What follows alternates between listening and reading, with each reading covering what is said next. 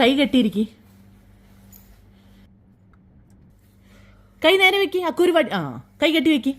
കൈ കെട്ടി വെക്കി. കൈ കെട്ടി വെക്കാനാ പറഞ്ഞത്. കൈ വെട്ടി വെക്കി. എന്താ അക്കുനോട് ഇത്തിരി മുമ്പ് പറഞ്ഞത്? അതല്ലല്ലോ പറഞ്ഞത്. അത് മാത്രല്ലല്ലോ പറഞ്ഞത്. കിടന്നാരും കൈ കെട്ടണ്ട, എണീറ്റിരിക്കേ. ഇനിയല്ല കളിയാക്കണ്ട്. അങ്ങനെയൊക്കെ പറയാൻ പാടുവോ? നല്ല മക്കൾ അങ്ങനെയൊക്കെ പറയുവോ? പിന്നെ എന്തിനാ അക്കുച്ചേട്ടനോട് അങ്ങനെയൊക്കെ പറഞ്ഞത്?